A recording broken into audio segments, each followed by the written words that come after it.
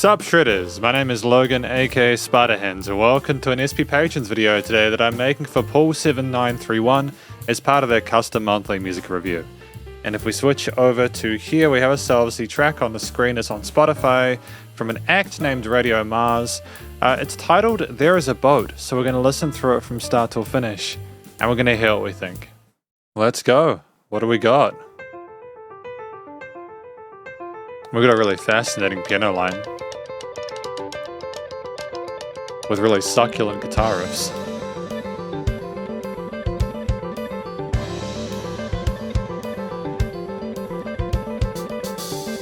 And the bass keeping up.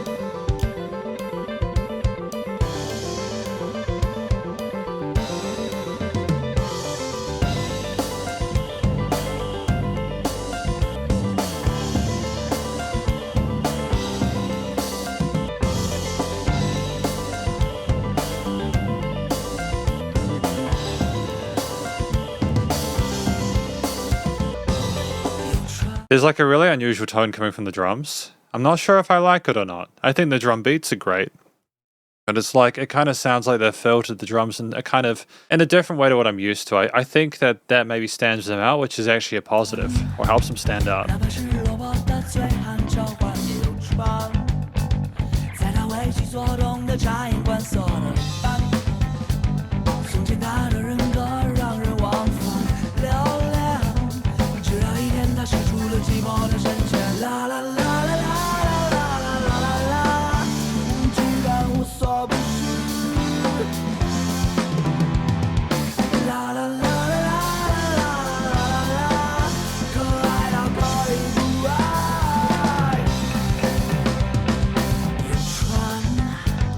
He's just got a fantastic sense of groove and pace with the rhythm instruments. The vocals are kind of laid back, but they're also really palatable to listen to.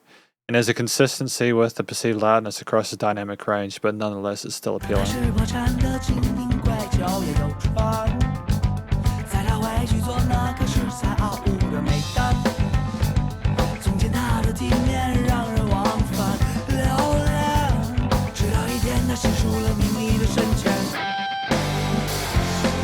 Natural or pinch harmonics?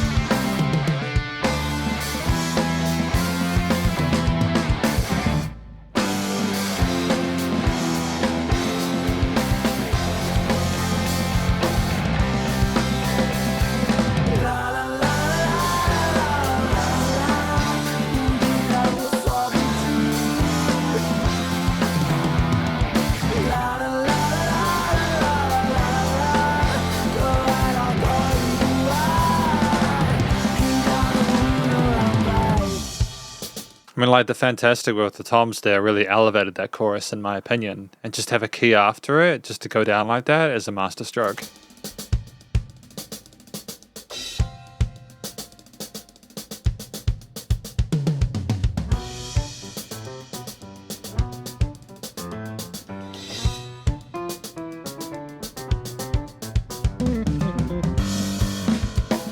It's just peppy and charismatic, isn't it?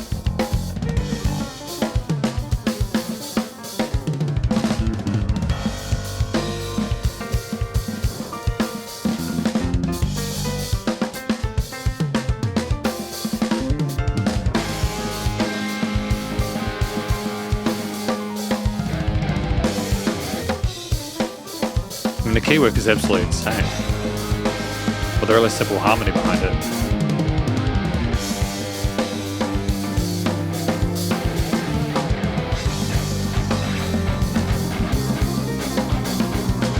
Harmonizing in fourths.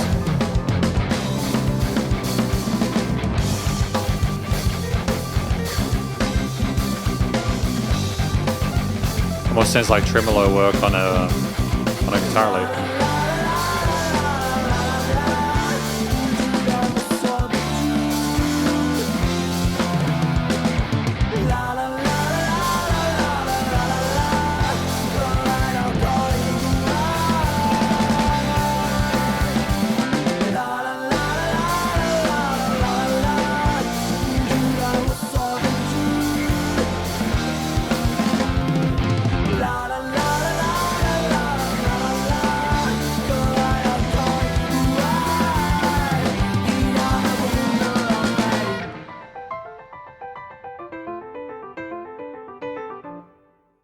So this is one of those songs where I feel as if the instrumentation is a lot more complicated than what the vocals are doing, but that isn't necessarily a bad thing.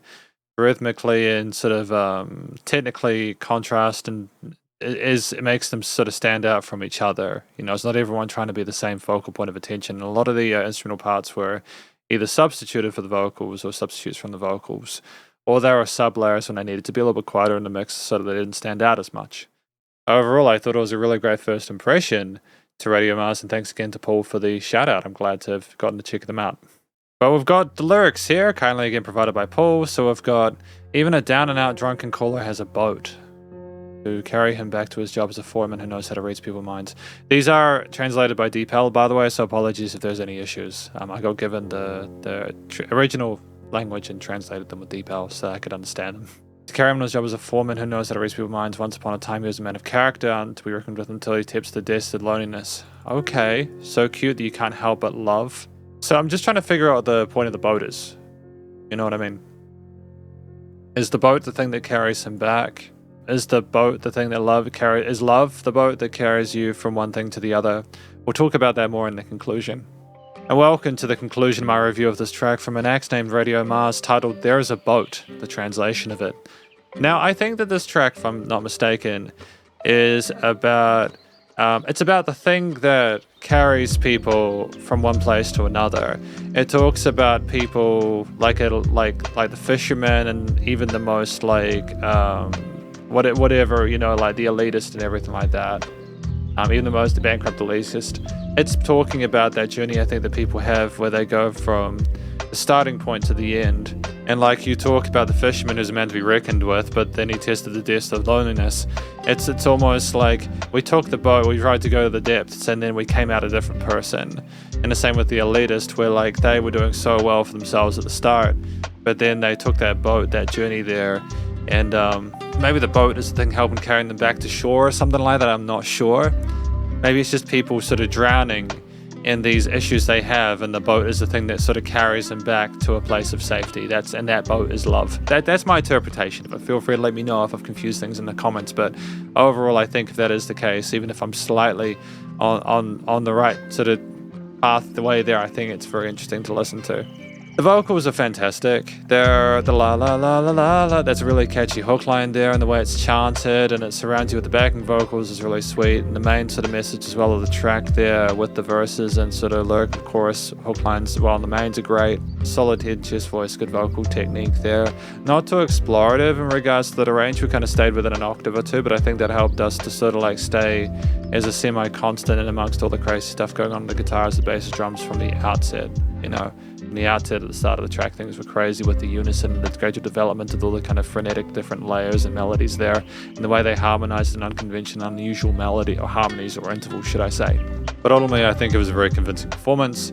Additional to that, we with the vocals sort of like, it's almost like a melancholic, kind of chilled out kind of way of expressing ourselves on the mic. And I kind of dig that we're being a bit more sort of calm to kind of show that sort of sameness of love regardless of who you're talking about. We're not casting judgment on the people that we're discussing. We're sort of more sort of like supplying a narrative for it that kind of works overall. I think that's kind of dope. But the track at 4 minutes 12, I think it earns that length. It's outside of the 2 to 4 minute sweet spot I have, where like typically, you know, you don't want a track to go over 4 minutes unless you've got enough instrumental diversity or structural variety there to kind of keep it interesting. I think here, part of what really made it interesting was the different riffs on different instruments and how we went from like sort of more sort of palatable, easy to process chordal riffs and stuff in the choruses. But from the start, it almost feels progressive with just how crazy those kind of 16th note passages are there. And we don't just get that on one, we get that on 2 or 3 different instruments eventually, with the guitar, piano, and bass coming in at near the end before we kind of get to a point where we're sort of discussing the verse a bit more. It's just great. The drums as well are fantastic, but if I talk about a few of the... I don't necessarily need to. I mean, the guitars, the tone that they have is really sort of...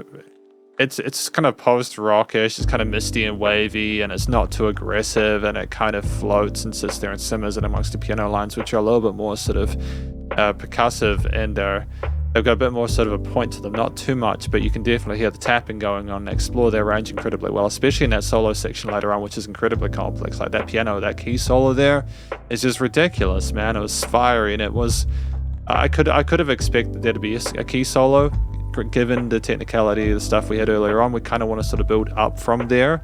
And if things are already pretty manic at the start, it can only get kind of whatever, unless you do an anti situation. But the fact that we managed to find an extra bit of pep in our step later on to excel things further, and it was kind of neat. I'm glad we could find that extra bit of spice in there to kind of launch it further.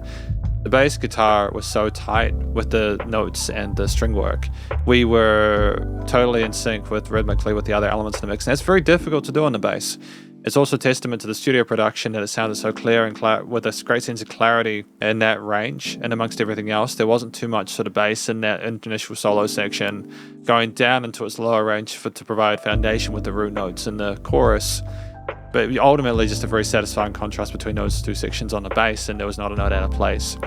With the drums, just the finesse across the kit in general.